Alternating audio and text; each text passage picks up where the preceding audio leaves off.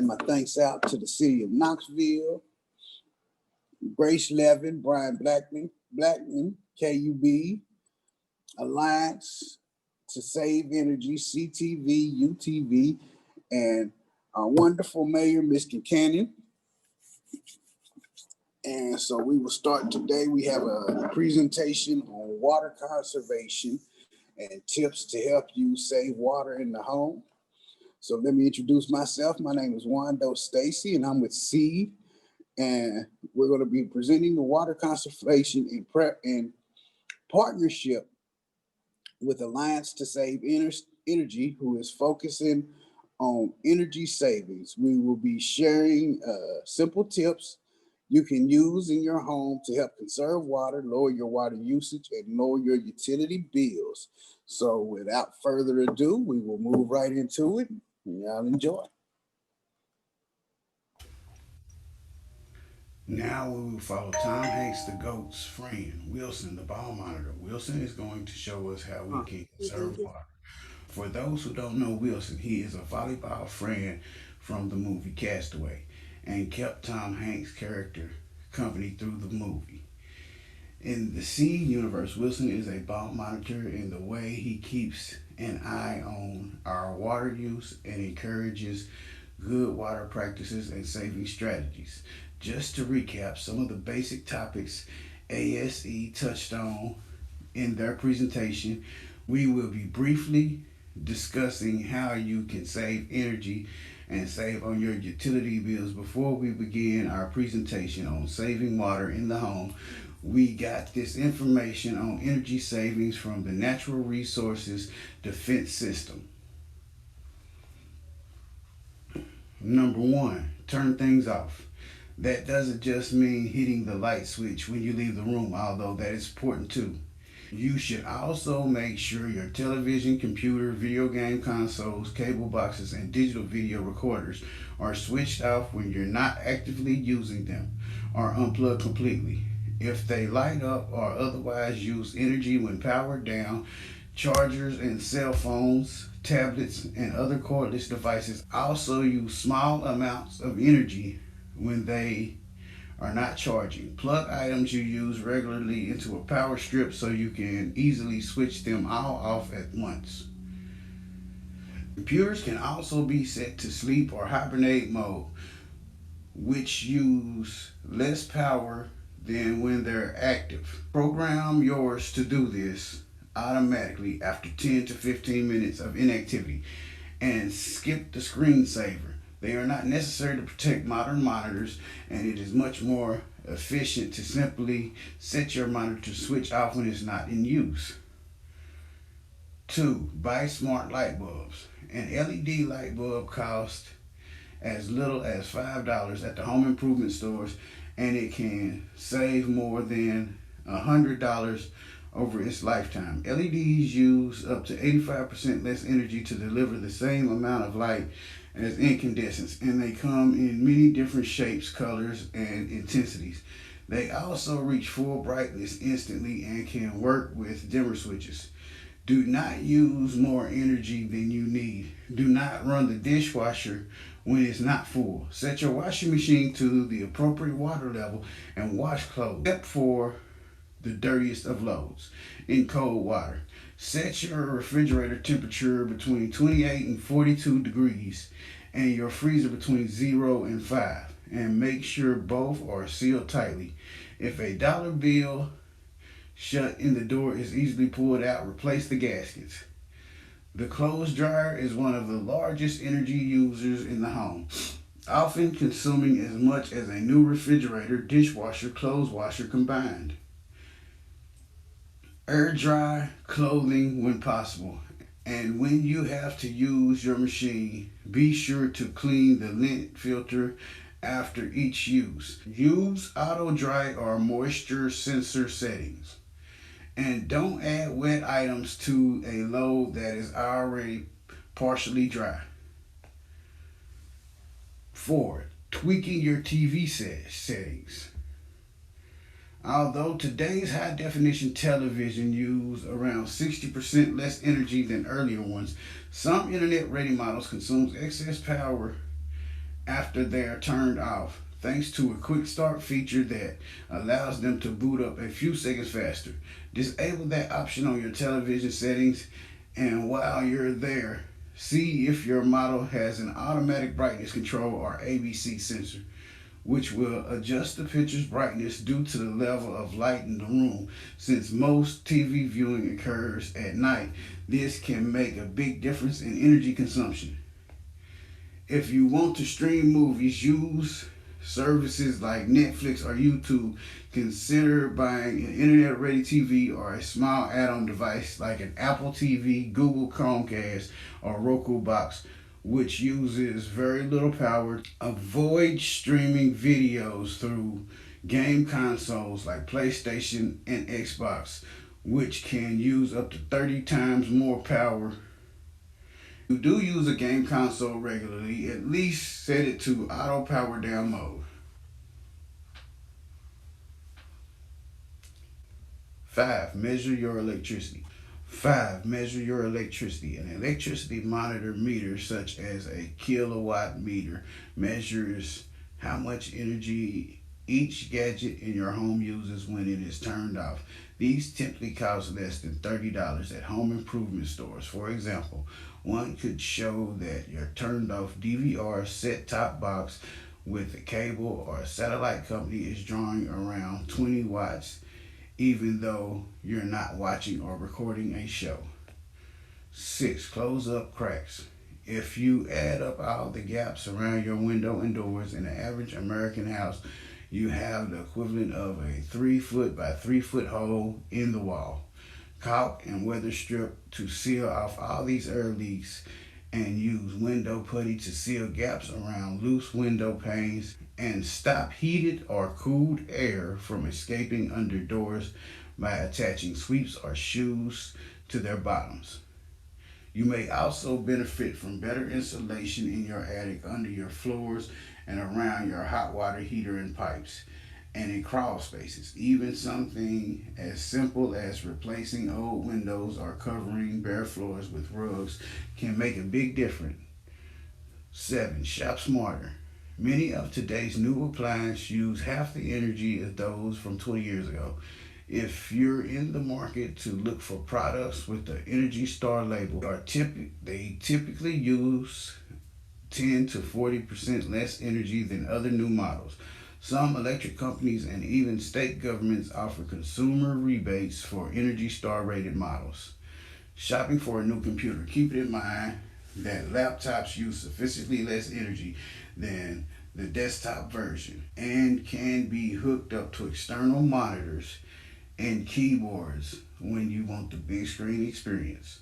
Remodeling your bathroom. Replace old shower heads with new low flow designs to prevent excess hot water and the energy used to heat it from going down the drain. Recycle old electronics. When you buy a new energy efficient appliance or electronics, it is important to dispose of the old ones in a planet friendly way. Hand down devices that still work, like telephones, laptops, or tablets, to younger family members, or go online and search for buyback programs. Retailers such as Best Buy and Staples have extensive in-store recycling programs for working and non-working devices. They'll accept most electronics and will recycle them properly, free, regardless of where you bought them from. 9. Adjust the temperature. Even if you buy the most efficient air conditioner, heater, or water heater on the market, your energy savings are highly dependent on settings you select. Do you really need your AC cranked up to sweater-wearing temps? If you own your home, invest in a programmable thermostat. It costs $100 or less and can cut your energy consumption by 20 to 30%, saving $180 a year by adjusting your temperature throughout the day. Check the temperature settings on your gas or electric water heater too. If it is set higher than you really need to, it is working harder than necessary and costing you more money. If the hot water from your tap almost burns your hands, your setting is too high. Now let's follow Wilson to see what he suggests when it comes to saving water in the kitchen. Number one, run the dishwasher when there is a full load. Surprisingly, dishwashers use less water per load than it will require for you to wash them by hand. Furthermore, do not pre-rinse your dishes. If you have a high quality dishwasher, it should remove food particles and stains without the need for pre-rinsing, preventing excess water use. 2. If you wash your dishes by hand, you should fill one side of the sink with fresh water and use it for rinsing when the dishes are scrubbed clean, rather than rinsing each plate, cup, or utensil individually. 3. You should install water aerators in your kitchen faucet. An aerator allows the water pressure to remain the same, but it can help to reduce water use by as much as 1 full gallon every minute. 4.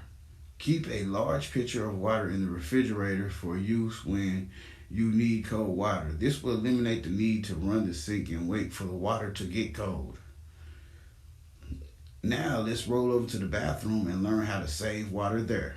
First, consider getting a low flow shower head in your bathroom that can reduce water use every time you shower without having to sacrifice water pressure. 2. It is very important to repair leaky shower faucets and valves and regularly check for leaks. 3. Of course, you should take shorter showers whenever possible. 4. If you take baths, only fill your bathtub halfway instead of all the way to the top. Once you get in the bathtub, the water should rise to a comfortable level. 5. To make sure that parts inside your toilet tank are in good shape and up to date. Worn out fittings or chains can cause the toilet to run unnecessarily. Many new models of high efficiency toilets work just as well without using as much water, so consider upgrading. 6. Never allow water to run while you're brushing your teeth. This can waste an excess amount of water every time. Instead, just rinse. Turn off the sink while you brush, then rinse when you're ready to clean the toothbrush. 7. Finally, rinse razors in the sink with about 1 inch of water instead of rinsing them under a running stream from the faucet. There are some places to monitor in your home to make sure you're not wasting water and conserving when possible. 1. Begin to check to make sure all of your pipes are properly insulated. You can find local insulation contractors to help you with this process. It can take longer for water to heat up if your pipes are not insulated, which results in the water running for much longer periods of time, which adds up over time. You can also cover your hot water heater with a special insulating blanket or cover. 2. Check for leaks regularly throughout your home. Check under all sinks and under crawl spaces, and be sure to learn how to check and ready your water meter. When in doubt, contact a professional plumber to perform regular leak checkups. 3. Switch to more energy efficient appliances like washing machines that load from the front. Front loading machines use much less water than top loading washing machines. Front loading machines use much less water than top loading washing machines and work just as well to get your clothes clean.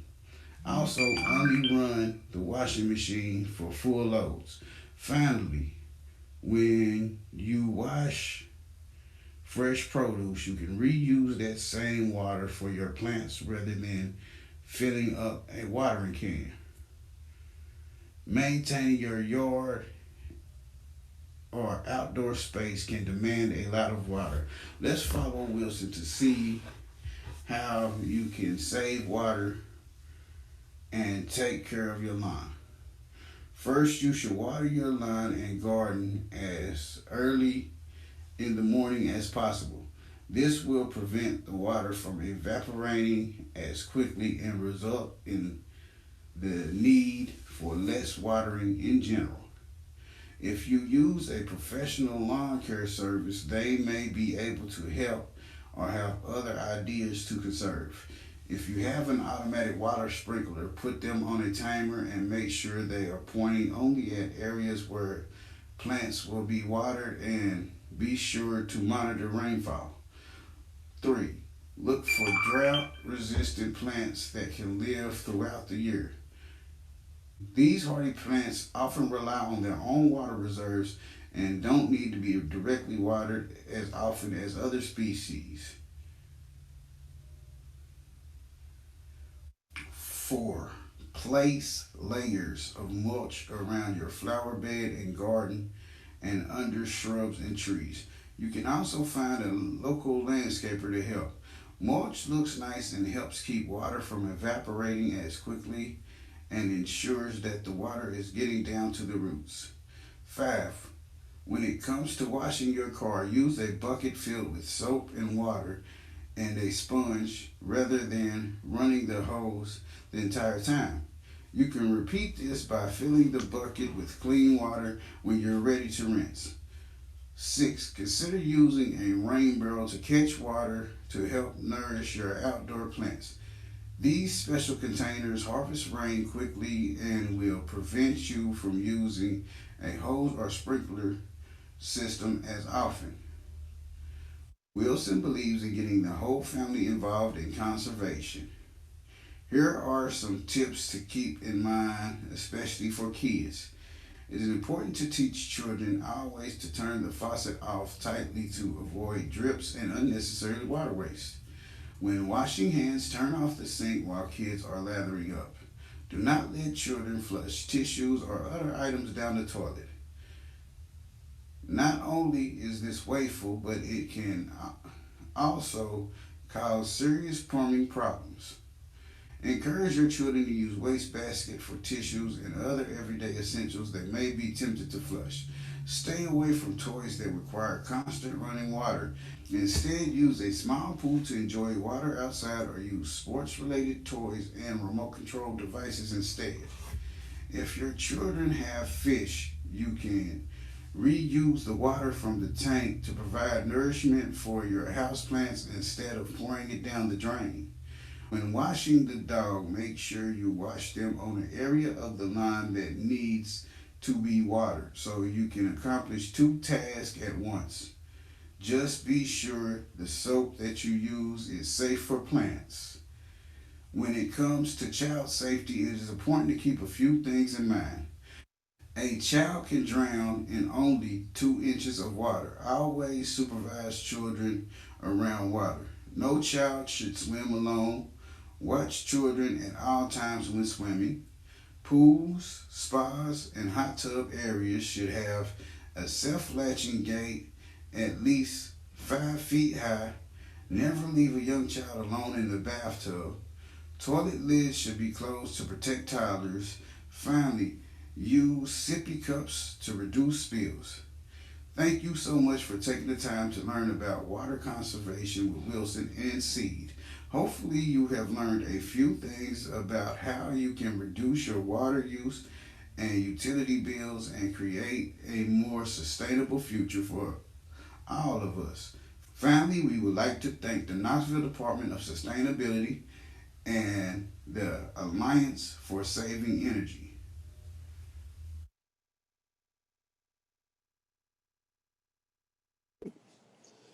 All right, so I hope you enjoyed the presentation. I know it's a lot of information to take in, so we're going to do a brief review and frequently asked questions while everybody else gets their questions in that we'll be answering right after that. Now, aerators.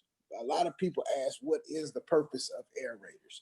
Aerators basically keep the same water pressure but use less water. A good rule of thumb to try to figure out which size aerator you need, and they do need to be replaced periodically. They don't last forever. They catch a lot of sediment that's coming through in the water, so they will clog up. And sometimes when you're having poor performance in your shower or a sink, the aerator needs to be replaced. So a good rule of thumb to decide, find out what size aerator you need. It would be either take off the faucet the bottom of the faucet, or when you take it off, you can use a coin to try to gauge the size, or you can take that to your local hardware shop. Then there's the rain barrels. Um, Actually, Walmart does carry them. I suggest looking online and seeing if you can get them delivered, but they do have some very inexpensive rain barrels as far as it's concerned, and that's multi-purpose water that helps a long way. Just like we were talking about washing your cars with a bucket, you can use that rainwater to wash your cars, water plants, multiple uses. Just don't bathe in it or drink it. All right. And the thing about water conservation is, why should we care? I mean, you have to understand that living and we produce waste, and that gets into the water. And I mean, we're already, what, 7 billion people on the planet? 7 billion people. That's a, hey, them glaciers are not just producing water that much. So yeah, we just need to maintain and make sure that we're doing our part and not being wasteful. If everybody was not wasteful, we wouldn't have such an issue with water conservation. So now that we're moving forward, um, is there anything else anybody wants to know about? Because We do have a question in the chat. Someone was asking what temperature you should keep your house at. your house, you should keep it at 68 is a general comfortable, between 68 and 72, depending on the time of year. And that should keep a comfortable environment for you to live in. Not too hot, not too cold, maybe just right. So like in the winter, you would suggest 68 to save energy. I would say 70. Well, yes, like I said, 68 to 72 is generally what you would want to switch between. You do watering times. Yeah. Best time to water. Oh yeah. Yes, and question. okay.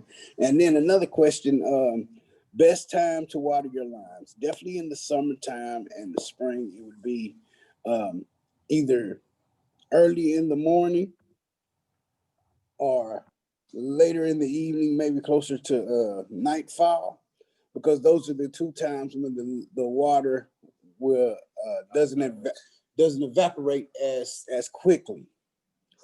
So that way the ground is able to soak up, just giving the ground and the plants more time to soak up the water that they need, instead of spraying it in the afternoon or the early evening, because then it's just gonna I'll turn into steam.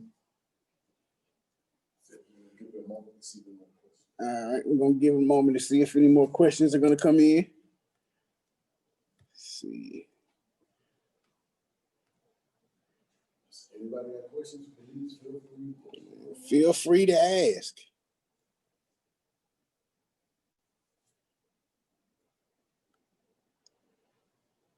Oh yes, and if you could, someone was speaking on translating into other languages. So I understand we do have a large Hispanic population in Knoxville, so that is definitely good information, and we shall work on getting this stuff translated into other languages. If anybody knows any local languages, that we probably do, because we do have a budding African population, and so we're very diverse in this city. So if anybody has any suggestions or uh, any information on what languages would best would this platform best be translated into, please let me know. And I appreciate you for that. And does anybody else have any more questions? So we got any more coming in?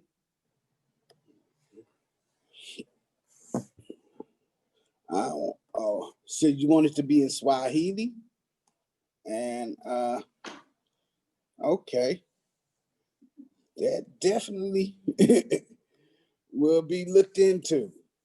I do have, as a matter of fact, I started studying a little bit of Swahili a couple of years back.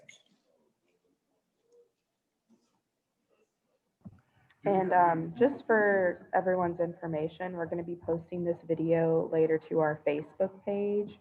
So if you wanted to go back and watch it, we're also going to be making a handout of some resources that could be helpful.